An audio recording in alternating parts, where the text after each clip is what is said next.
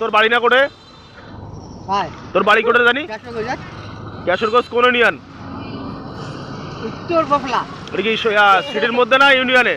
না, সিটির মধ্যে ওটা নয়। ওই সিটির বাইরে? বাইরে ওটা। ওটা কোন ডিস্ট্রিক্ট? ওটা কেশরগঞ্জ ডিস্ট্রিক্ট।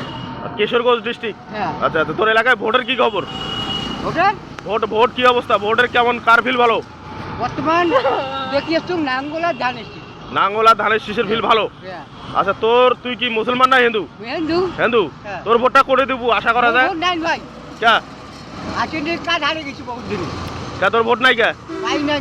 কর্মরে কাজ করে পাম। তো ভোটার আইডি কার্ড এসব করে নে? না দিব যায় না তো মোবাইল বড় হচ্ছে। বয়স হচ্ছে তুই কাট দেবেন না? না যায় না।